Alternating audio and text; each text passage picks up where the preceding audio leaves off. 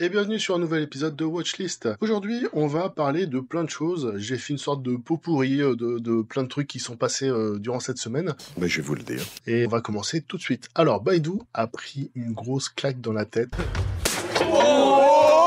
D'ailleurs, en général, les actions chinoises cette semaine se sont pas du tout bien comportées. Ça a été vraiment une grosse catastrophe. Est-ce qu'on a atteint les points bas? Je dis ça chaque semaine, alors voilà. Plus sérieusement, Baidu en fait utilise Ernie, donc son chat GPT maison, et il semblerait que des entreprises militaires chinoises utilisaient donc Ernie dans le cadre de tests dans des laboratoires militaires. Et donc, forcément, ça a fortement déplu au marché. Baidu a perdu 12%. Donc, c'est assez énorme. J'ai pas exactement regardé où ils en sont, mais bon, voilà, ils ont pris le bouillon. Il y a souvent des infos qui se rajoutent et qui sont pas forcément positives pour les entreprises sur lesquelles je suis positionné. Enfin bon, c'est ce que je disais à un pote. Au final, je suis quand même assez blindé maintenant. Quand je vois du vert sur mon portefeuille, entre guillemets Asie, c'est vraiment que il s'est passé un truc. Normalement, ça reste toujours rouge. J'ai jamais vu un tunnel comme ça.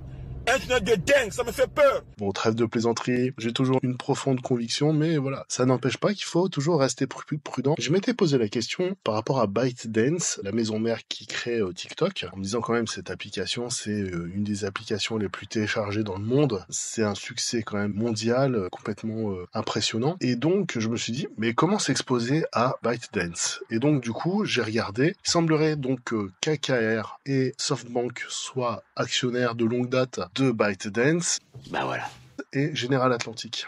Donc, ces deux entreprises sont listées. Donc, KKR à New York et SoftBank à Tokyo. Il faut quand même savoir que ByteDance représente une infime partie des portefeuilles de KKR et de SoftBank. Donc, c'est vrai que c'est un peu fallacieux de se dire je m'expose à ByteDance en achetant ça. Il faut plutôt intrinsèquement regarder ce que valent ces entreprises.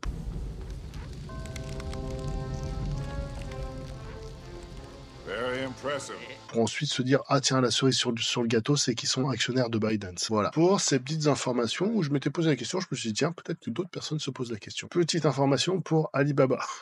Putain, les mauvaises infos, les mauvaises nouvelles. Alors, JD.com fait condamner Alibaba pour abus de position dominante. Et notamment cibler une pratique dont les deux géants du commerce électronique s'accusent mutuellement depuis plusieurs années. Il s'agit de la stratégie choose one out of two. Choisissez l'un des deux. Je vais lui faire une offre qu'il ne pourra pas refuser. Imposant aux marques des vendeurs de ne pas vendre via l'un des deux groupes. Donc JD.com aurait été cité dans sa plainte des marques et des commerçants s'étant vu demander par Alibaba d'opérer en exclusivité sur ces portails s'ils souhaitaient y avoir accès. Cette condamnation n'est quand même pas anodine. Cette condamnation met un peu du plomb dans l'aile de Alibaba pour la suite des opérations. On va voir comment se comporte son chiffre d'affaires dans le futur par rapport à ses concurrents JD.com et PDD. Donc ça, c'est encore une mauvaise nouvelle pour Alibaba. Notez que là, Alibaba est à 67,50 $ sur l'ADR. Les prochains résultats vont être vraiment cruciaux pour voir un petit peu quelle est la tendance et surtout quels seront les guidelines pour 2024 pour Alibaba. Toujours sur la Chine, alors CNA, c'est une chaîne qui est singapourienne et j'aime beaucoup cette chaîne parce que c'est une chaîne qui est, alors elle est pas neutre, mais elle a une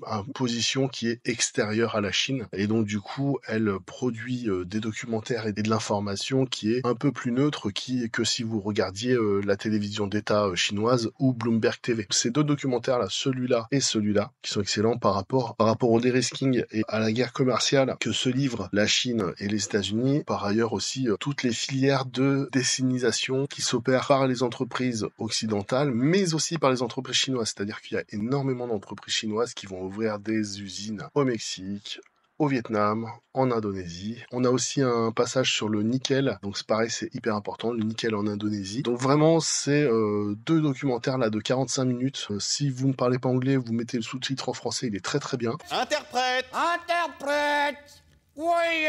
Franchement, nickel, vraiment je conseille. Alors il y a eu le World Economic Forum. Donc là, je me suis amusé à faire une sorte de petite playlist de choses importantes à regarder. Pour l'instant, j'en ai regardé 4 sur tout ça. Donc j'ai encore beaucoup de choses à regarder sur la chaîne du World Economic Forum. Franchement, n'hésitez pas à regarder, c'est des interventions qui sont hyper intéressantes. Ça permet d'écouter ce qu'ont à dire tous ces gens-là. Seul bémol que j'aurais à dire, c'est qu'il y a eu des émissions qui ont été diffusées en live, qui dans la foulée sont passées en privé. Donc on ne peut pas ni les réécouter, ni choper des extraits. Par exemple, moi, dans le cadre de la création de vidéos, j'aime bien choper des extraits qui m'ont marqué. Pas mal de vidéos qui étaient en live, qui sont passées en privé directement. Mais si on n'a rien à cacher, Il ne faut pas avoir peur. Donc, dommage, quoi. Donc là, le Green Deal, les BRICS, l'intelligence artificielle, avec Christine, on n'a pas vu Jérôme, ça c'est le Premier ministre chinois, Anthony Blinken, Javier Milei, Klaus Schwab, le droit des femmes en Iran, Premier ministre du Qatar, et le Global Risk Report. Alors c'est marrant parce que je crois que Xavier Delmas qui a fait une vidéo sur les risques pour 2024, donc sympa à écouter. Dans la foulée du World Economic Forum, il y a eu une interview de Patrick Pouyanné sur BFM Business que j'ai bien aimé. Je l'ai écouté en podcast, donc je suis tombé dessus par hasard. Et franchement, que du très très bon, surtout si vous êtes actionnaire de Total Energy. C'est toujours bien d'avoir des retours du PDG de Total, sachant que en général, voilà, dit les choses. Alors, ce qui m'intéressait sur cette news, c'est que les vendeurs de cognac français ont fait des discounts de malades entre 30 et 50% sur Taobao, par exemple. Donc ça, c'est la plateforme de Alibaba qui vend exclusivement en Chine. Et donc pour le nouvel an chinois, là, qui va pas tarder à arriver, hein, qui commence le 10 février, c'est le moment où on fait beaucoup de cadeaux en Chine. Le Année du Dragon édition du cognac par Rémi Martin a été réduit donc de 1019 yuan à 710 yuan. Waouh! Nani?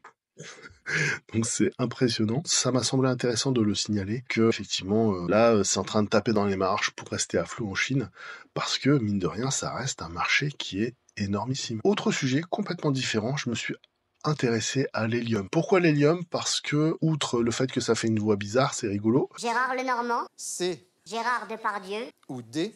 Gérardine Nakache. C'est très utilisé pour refroidir des choses, et notamment dans les centrales nucléaires. Et donc je me suis intéressé aux entreprises qui font de l'hélium. Et l'hélium, c'est un sous-produit du gaz naturel. On peut aussi en produire par ailleurs. Et les prix de l'hélium ont explosé. Je me le suis noté dans un coin de ma tête, mais je voulais en parler. Il s'est passé un truc, comme quoi il faut pas investir que sur les trucs chinois. Le saumon norvégien, c'est très très bien aussi. Barclays est reparti en positif sur le saumon norvégien. Ça a donné un sacré boost au saumon. Donc au 18 janvier, vous voyez la grimpade et la décollade, le super jump. Allez vous faire un sacré paquet de fric. Donc les deux cours sont symétriques. Salmar et Mowi là sur cette période-là sont vraiment ultra symétriques. Pourquoi? Qu'est-ce qui s'est passé? Le département de la justice a fermé les investigations qui impliquaient des entreprises norvégiennes. Mowi a annoncé qu'il a été informé par le département de justice Antitrust Division qu'ils ont fermé les investigations sur sa compagnie sur du price fixing. Donc en 2019, il y avait une investigation qui a été lancée par le département de la justice et donc forcément, une fois que l'annonce est sortie, l'action a fait boum. Le lendemain, on a la révision de Barclays sur le saumon norvégien, donc ça a fait vraiment pouf,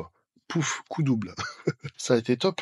Ça a fait vraiment un sacré joli boost sur la valeur. Donc voilà, des fois des informations sont mauvaises, des fois des informations sont bonnes. Le juge de paix, ça reste aussi les publications de résultats, donc très important de tenir le cap malgré les news flow. Alors, Marc Blonde, toujours le même que j'aime bien suivre sur Twitter, qui dit le cuivre rebondit grâce à des signaux techniques et à la baisse des stocks du LME. Et le CN Wire qui sort quasiment toutes les semaines les inventaires sur les inventaires de la LME. Donc vous voyez que l'inventaire au 18 janvier, c'était 3250 tonnes de cuivre.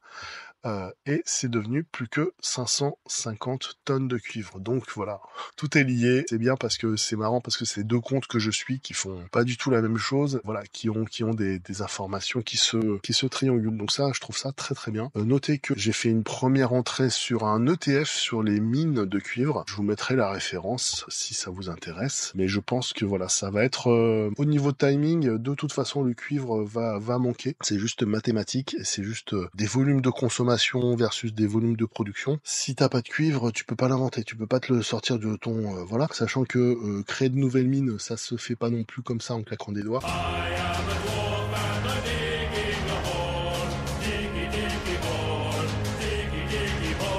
Toujours sur la Chine, les volumes de transactions sur les ETF ont été énormes et il y a eu vraiment des inflows sur les ETF CSI 300 assez importants pour que ce soit signalé par ce compte-là. Donc ça vaut ce que ça vaut, mais il y a un petit signal faible de redémarrage. Je dis ça, je dis rien, vous allez me dire que je suis un éternel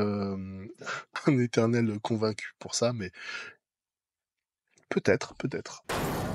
Surprise, motherfucker. Alors, qu'est-ce qui est intéressant de voir là-dedans? C'est de regarder ce qu'il y a à l'intérieur du PIB. Donc l'agriculture en year-to-year, l'industrie et la manufacture, ça reste propre. La construction, alors ça c'est marrant, 7,1%. Le retail qui se tient bien. Transport et logistique, pas mal. Hôtel et restauration, plus 14,5%, donc énorme. Il y a quand même eu, on peut se dire quand même que suite au confinement, il y a eu quand même ce fameux boost de consommation qui est pas mal. La finance, franchement, vu les résultats de la bourse, la finance fait quand même des résultats qui sont propres. Donc le boulet, c'est le real estate, moins 1,3%. Les IT, 12% et leasing and service 9,3%.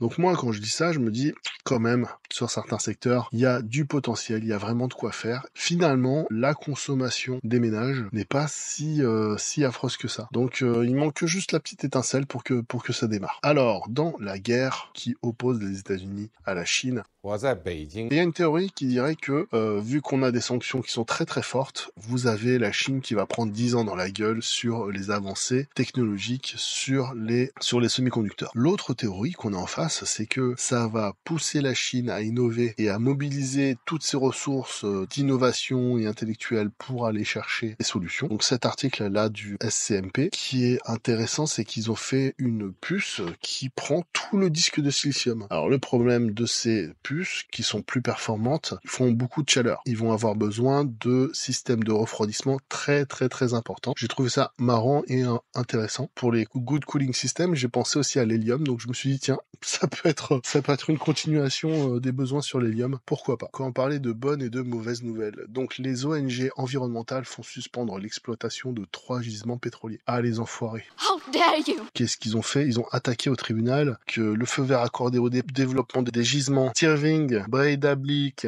et Yggdrasil n'a pas été précédé d'une étude préalable sur l'impact climatique. Donc là, 3 gisements, allez, bloqués.